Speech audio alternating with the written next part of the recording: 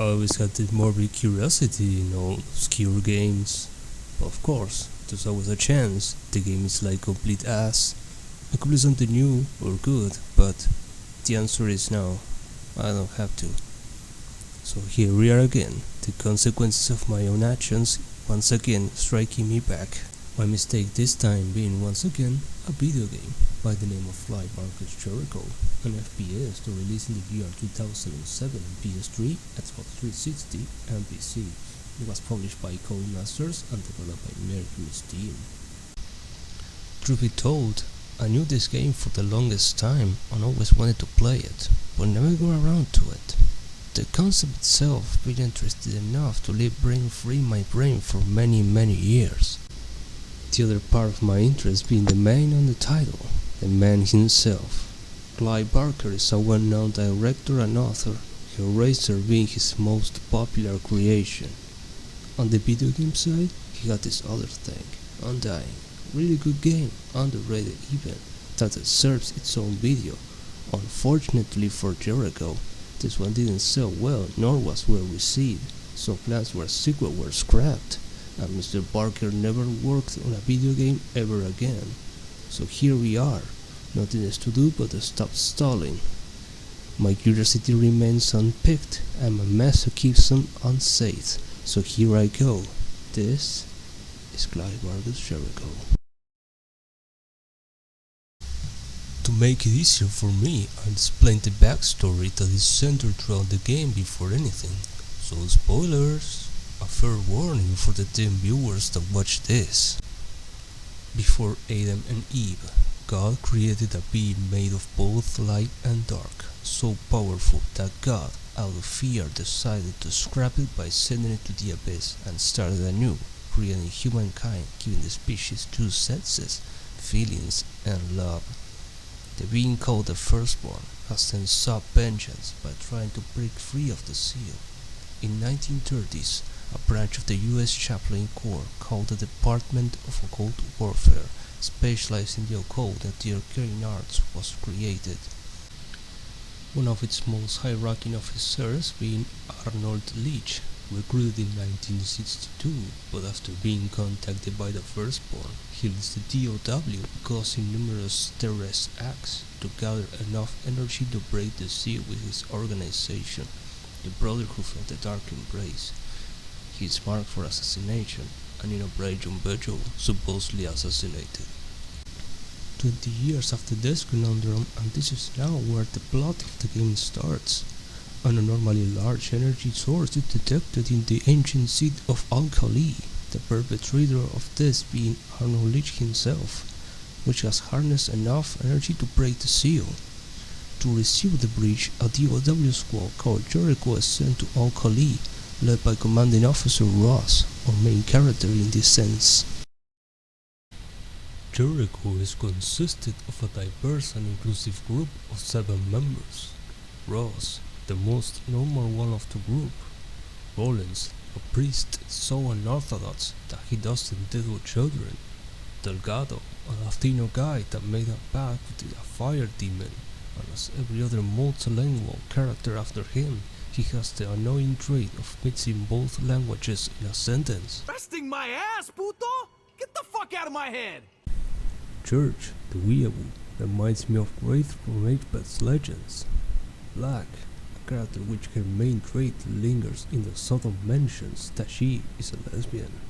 Jones, he is bald, and I don't know what else to say of him.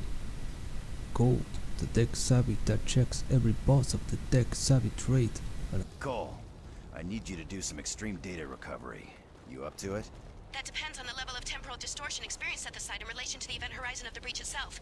If the vortex is strong enough to cause a feedback loop, then theoretically, if the data existed, then it's always existed, sir. I have no idea what you just said. I think I can recover the data, sir. Good enough for me. Once to reach Al-Khali, the first order of the day is to go to an installation to get a sitrep. Along the way we find some enemies, but we will get to those later. Once they reach the facility, they meet Meryl Green. She tells them the seal has been breached, and it's clear that Rollins is hiding crucial information from the rest of the team. They leave because Alpha Team needs backup and later return to find Green dead. After this, they find the location of the breach. Once they encounter the breach, Ross gets lured by the vision of the Firstborn and gets killed by Leech. So with no choice, they decide to enter the bots to rescue the Firstborn again. Once through, and to everyone's surprise, Ross' spirit remains alive and can talk to them. Turns out he now has the capacity to possess one of the Jericho team as long as they're willing. This is the main mechanic in the game, but more of this later. After entering the bots, they find themselves in a World War II battlefield and encounter Lichthammer, a psychic Nazi commander that's assimilated by the Firstborn. After some good old combat, they encounter Blackwatch, a squad also of magical dudes sent in to kill Commander Lichthammer back in 1942. They then explain some things the game had re-explained like 3 times. God created a being so powerful that it was sealed away in the pieces, the bots. The Firstborn attempted to escape many times, and each time that it's sealed, it takes a plate of the world in space and time and becomes part of the bot. The last attempt at escaping being in 1942, the boys of Blackwatch being the one that sealed them, also being sealed in the bots for eternity. They also say those hid in the bots are taken by the flies, returning but already being part of the Firstborn, which is cool because every enemy you kill it gets taken by the flies, the same when you game over. After some gameplay segments, you find Lichthammer, and in a riveting QTE boss fight, they take her down and the bridge is open, heading to the next layer, finding themselves in the 13th century, and spied by Blackwatch, they head to the fortress to meet the Templars. According to planetary alignment, the year is... Near the fortress, the team gets separated and the remaining follow the Templar inside it. Turns out they are working with Leech all along, thinking he is a godsend being, leaving the team trapped. Unbeknownst to the Templar that has lived there since eternity, there is another passage from where they can escape and meet another bound Templar that has gone insane. He explains that a bishop by the name of Saint Clair convinced the Pope that the Garden of Eden was in Al-Khali, and led inside an army of children that apparently, since they are free of sin, they've been immune to the attacks of infidels, which is the funniest thing anyone could ever think. Anyhow, with the outcome of the fight being more than clear, this caused the breach to open, and once the Templar Knights got word of this, they were sent to stop him. They have been trapped there ever since, leading to the Knights to lose their minds. They later find Rollins, Jones, and a very distressed Cole, with just every person in the spectrum. She comes down by reciting Pi. 1.6, 180. A bit later, they find Malthus and have the second boss fight, where once defeated, he is massacred by the spirits of the ghost children looking for revenge, and once again enter the breach. This time they find themselves in the age near the end of the Roman Empire, with Emperor Caligula on the throne. There, they find the last of the 7 Praetorians that sealed the breach back then. For some reason, he only wants to talk to Jones, even though he can talk with them from the cross with no problem whatsoever, and explains that the depraved government called Victus, a Discord moderator that has turned Al-Khali into a land of degeneracy, gluttony and orgies, that was convinced by the Firstborn to open the breach. He also says that the cycle of opening and sealing the breach will continue until it gets what it wants, which is now freedom. Then, they head where Cassius Pictus is to find the Blitz breach with the final layer of the bots. Later on they meet Victus, and I accidentally skipped the cutscene, but they end up in some sort of arena where he has some more fights, and he's not willing to give up his Uno delights. After this, they fight him in the strangest way possible and open the breach with the final layer of the bots. There they meet Antadurunu, a priest and the founder of, I assume, the close preaching teams. He sent a message to the disciples to create the order to keep the Firstborn from escaping after a rescue goal One of the priestesses as well was seduced by the firstborn and was taught how to open the breach. They have to slay the corrupted priest so they can free Antadurulu, so that he is able to close the breach again. They walk into a room where the team is transported to a location and separated once again. As you go picking them up, they go taking down the priest. Once they are dead, they meet Antadurulu, where he commences sealing the breach. But Delgado objects to this, as closely makes them trap for eternity on it, and as they have seen, those that have previously sealed it are not exactly in the most sane state of mind possible. Rollins knew the consequences and kept it for the entire team, so Delgado offers another plan: go through the portal and kill the firstborn. Rollins is against the idea, but everybody else is on board with it, so Delgado kills Antadurulu and walks through the portal.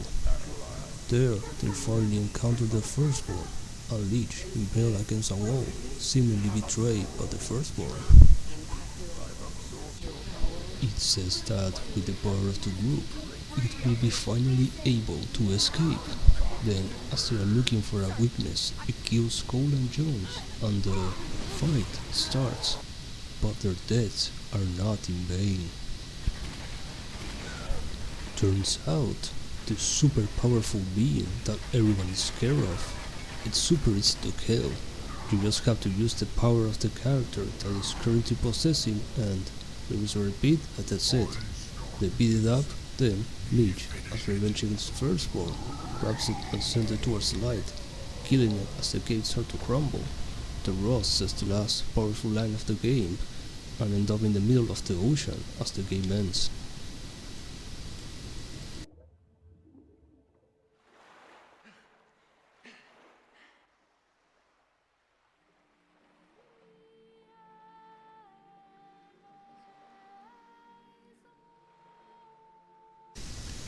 In its essence, the gameplay of Jericho is pretty straightforward. It's an FPS with some squad mechanics. You can issue some basic orders to your squad, let's take or follow or direct them to a location. But once Ross gets turned to a ghost, represented to its main mechanic, the ability to possess one of your allies and a being capable of using their weapons and abilities, each one with its unique loadout. For instance, Rollins uses two pistols that you can alternate between normal, burst and explosive bullets, and both pistols can use different types individually. For instance, you can have explosive bullets in one and in the other handgun normal bullets. He also has the abilities of reviving multiple teammates at once and HP draining enemies to heal the team. Another character with a similar customization is Gold. She can slow down time, buff the team, and throw grenades that you get sent the time to, or have it explode an impact, or be a remote or proximity grenade. But the reality is that not every character is like this, and it's not as useful as it looks at first glance. But why the necessity for all these configurations when you have Delgado? Delgado is easily the best character in the game. He deals the most damage per second and can summon his fire spirit that ignores any type of defense and does continuous damage. A close second is probably Black. She has a sniper rifle with explosive ammo and has the ability to manually control a fire bullet. Unfortunately, these characters are sometimes not available, so you have to linger with those less capable of the team, meaning there are sequences where the entire team is not together. For instance, a sequence where you are Cole, George and Rollins and the damage they deal honestly suck. Another sequences involve being with a single character, like this one with Delgado where you go through a fire floor with an ability he has that protects him from damage. Some segments also have some puzzles, like using Jones, which his only ability is to possess enemies, so this entails, for example, possessing enemies to hit a lever or interact with something. Another notable brain melter is where you have to order the team to step on some tiles. As I traversed through the game I realized something. It reminded me of hero shooters, And it does have the spice, the character variety, the abilities, saying a boss line as they do it, and they were like precursors to hero shooters. And that's as far as I can go with the gameplay because the segments themselves barely scratch the surface. The game involves fighting waves of enemies until no more spawn until I come over to a checkpoint or to another encounter. That's where 90% of the playtime is going to. The level design is very uninspired, with literal hallways with constant combat. I played the game on hard, so it will take a long time to kill a single enemy. The capacity to configure your weapons and ammo is not very useful and provides no utility. Rollins is not very useful. The revive ability takes a few seconds to cast and it does low damage, so low that I struggle to get a kill with this guy. The other thing is that you can revive any character. It is a way quicker solution to just walk one by one and press space. This is also the best strategy in the game, since the outcome of the fights end up having the most characters available to deal constant damage, and because every character is made of butter, they die in a few hits, including their gather, so no matter the situation, the best option is to literally revive as soon as one is downed. One of the other attempts from the game to incentivize the use of other characters is through the enemy types. The game contains common and exclusive types to each layer, about 1 or 2 for each. Some enemies can only be damaged by hitting weak points. A common ground is an enemy that tries to get close to you to explode, and the only way to kill it is by shooting the yellow arcs on its body. Another notable enemy like this is in the second layer, that has a large enemy that you have to destroy some weak points before finishing it with QTE. One might think that the rather exclusive enemies should be the toughest ones, but it's the other way around. Ironically, most of the difficulty stems from the common grunts. A well-placed explosion from the explosive ones can wipe down the entire team. The other factor of these enemies being so annoying is the near endless amount that spawn in a fight. The game swarms you with explosive enemies and the common rushers to the point I honestly thought I was supposed to push forward because they spawn endlessly. Maybe it was the intended purpose, but I'm not sure. The game doesn't exactly succeed in making you use the other characters. In any case, some rare exceptions might be the shield enemies, which I found using Jones to rush them and shoot them from behind. Both the large enemy from the medieval and Roman layer found using cold. I could slow down time and could manage to attack the weak points very quickly. Other than this, with Delgado is more than enough for most of the enemies, and maybe Black and Church if you want to switch it up.